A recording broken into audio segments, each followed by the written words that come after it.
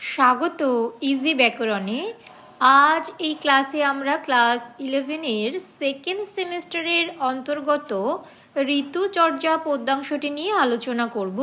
আগের ভিডিওতে ঋতুচর্যা পদ্যাংশটির বিষয়বস্তু নিয়ে বিস্তারিতভাবে আলোচনা করেছিলাম। সেই ভিডিওটি না দেখে থাকলে অবশ্যই দেখে নিও। আজ আমরা পড়তে চলেছি ঋতুচর্যা পদ্যাংশটির সংস্কৃত শ্লোক সাথে তার বঙ্গানুবাদ। তাহলে শুরু করছি আজকের ক্লাস। প্রথমে দেখে নেব হেমন্তকাল। হেমন্তে গৌরশান ইক্ষু বিকৃতি বসাম তৈলম নব ওদনম উষ্ণম তৈয়ম চ অভ্যসতম আয়ু ন হিয়তে। বঙ্গানুবাদ দেখে নেব। হেমন্ত, হেমন্তকালে গোরস অর্থাৎ দুধ, দই, গুড়, ঘি, নতুন চালের ভাত এবং গরম জল পান করার অভ্যেস যাদের আছে তাদের আয়ু কম হয় না। তারপর 2 নম্বর শ্লোকে চলে যাব। দেখো লেখা আছে হিমাগমে বাতলানি লঘুনি অন্নপানানি প্রবাতম প্রমিতাহারম উদমন্থম চ বর্জয়েত। বঙ্গানুবাদ হিমের আগমনে বায়ু কফ উৎপন্নকারী হালকা খাদ্য পানীয় সমূহ, তাজা হাওয়া, কম খাবার এবং জলে গোলা ছাতু বর্জন করা উচিত। 3 নম্বর শ্লোকে বলা হয়েছে শিশিরঃ হেমন্ত শিশিরৌ তুল্যৌ শিশিরে অল্পম বিশেষণম আদানাজম রক্ষম মেঘ মারুত বর্ষাজম শীতম। এরপর দেখে নেব বঙ্গানুবাদ।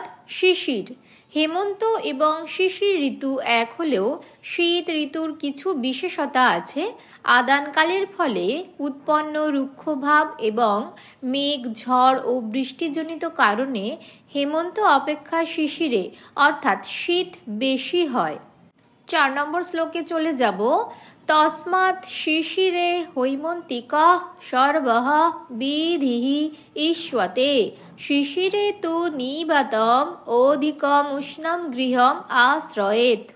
বঙ্গানুবাদ তাই শিশির ও হেমন্তকাল সমান হওয়ায় শিশির ঋতুতে হেমন্তকাল সম্পর্কিত সকল বিধি পালন করা উচিত, কিন্তু শিশিরকালে হেমন্তকালের থেকে অধিক গরম এবং বায়ুশূন্য ঘরে আশ্রয় নেওয়া উচিত। 5 নম্বর শ্লোক শিশিরে কটু তিক্ত কষায়ানি বাতলানি লঘুনি শীতলানি চ অন্নপানানি বর্জয়েত। বঙ্গানুবাদ শিশিরকালে ঝাল, তেতো ও কষাটে স্বাদের খাবার এবং শরীরে বায়ুরোগ উৎপন্নকারী হালকা ও ঠান্ডা খাদ্য পানীয়সমূহ বর্জন করা উচিত। 6 নম্বর শ্লোক বসন্তে দীনকৃদ ভাভি ঈরিতঃ নিচিতঃ শ্লেষা কায়াগ্নিম বাধতে ততঃ বহুন রোগান প্রকুরুতে। বঙ্গানুবাদ বসন্ত, হেমন্তকালে শরীরে জমে থাকা সর্দি বা কফ বসন্তকালে সূর্যের তাপে গলে গিয়ে শরীরস্থ অগ্নিকে অর্থাৎ হজম শক্তিকে বাধা দান করে, তারপর শরীরে বহু রোগ উৎপন্ন করে। 7 নম্বর শ্লোক তস্মাৎ বসন্তে বমনাদীনি কর্মাণি কারয়েত গুরু অম্ল স্নিগ্ধ মধুরম দিবাস্বপ্নম চ বর্জয়েত। বঙ্গানুবাদ তাই বসন্তে কফ কমানোর জন্য বমি ইত্যাদি কার্যসমূহ করাতে হবে এবং ভারী টক জাতীয় তেলযুক্ত মিষ্টি খাবার ও দিনের বেলায় ঘুম ত্যাগ করতে হবে। 8 নম্বর শ্লোক গ্রীষ্ম, গ্রীষ্মে রবি জগত স্নেহম ময়ূখৈ পেপীয়তে তদা স্বাদু শীতম স্নিগ্ধম দ্রব্যম অন্নপানম হিতম। বঙ্গানুবাদ গ্রীষ্ম, গ্রীষ্মকালে সূর্য তার কিরণের দ্বারা জগতের সার রসাদি বারবার পান করে বা শোষণ করে, তখন সুস্বাদু বা সুমিষ্ট ঠান্ডা স্নিগ্ধ অর্থাৎ ঘি ও তরল জাতীয় খাদ্য পানীয় শরীরের পক্ষে হিতকর হয়।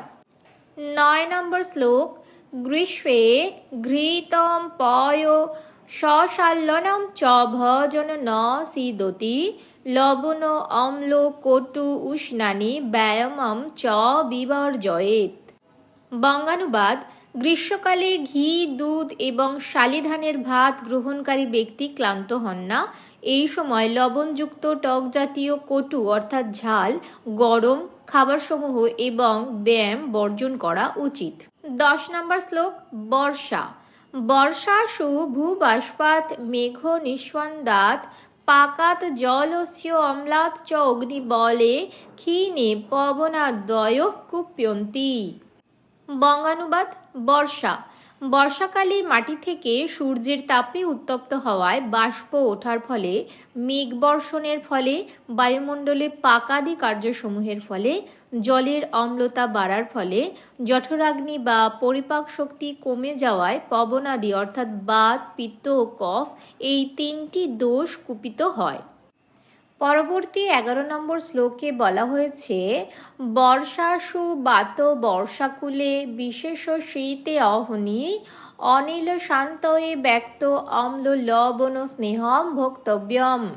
বঙ্গানুবাদ: বর্ষাকালে বায়ু ও বর্ষার দিন অস্থির হলে, বিশেষ করে বর্ষার কারণে উৎপন্ন শীতের সময়ে বায়ুকে শান্ত করার জন্য সঠিক পরিমাণে টক জাতীয়, লবণাক্ত ও স্নেহ পদার্থ বা তেল জাতীয় খাবার ভোজন করা উচিত।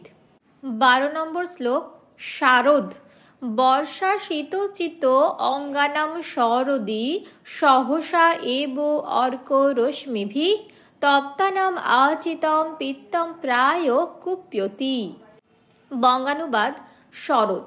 বর্ষাকালের শীতে অভ্যস্ত হওয়ার পর শরৎকালে হঠাৎই সূর্যরশ্মির তাপে দেহ গরম হওয়ায় বর্ষাকালের সঞ্চিত পিত্ত প্রায় কুপিত হয়, অর্থাৎ কষ্ট দেয়।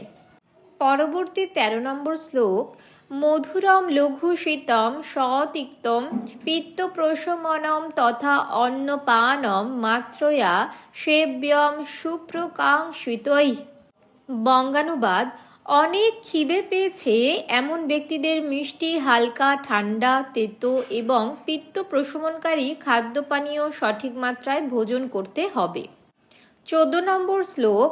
শরৎকালে শরদানি চ মাল্যানি বিমলানি চ বাসাংসি প্রদোষে চ ইন্দুরশ্ময়ঃ প্রশসন্তে।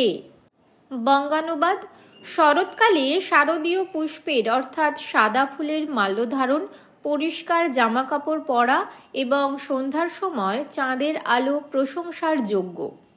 আজকের ভিডিওতে আমরা দেখলাম ঋতুচর্যা পদ্যাংশটির সম্পূর্ণ পাঠ। যদি তোমরা নিয়মিত সংস্কৃত গ্রামার শিখতে চাও, ডাউট ক্লিয়ার করতে চাও এবং পরীক্ষায় ভালো নাম্বার পেতে চাও, তাহলে আমার অনলাইন ক্লাসে এনরোল করতে পারো। ভর্তির জন্য বিস্তারিত জানতে যোগাযোগ করো নিচে দেওয়া হোয়াটসঅ্যাপ নাম্বারটিতে। আজকের ক্লাসটি যদি ভালো লাগে অবশ্যই চ্যানেলটি সাবস্ক্রাইব করে রেখো। আজকের ক্লাসটি তাহলে এখানেই শেষ করছি। Stay focused. See you in the next class.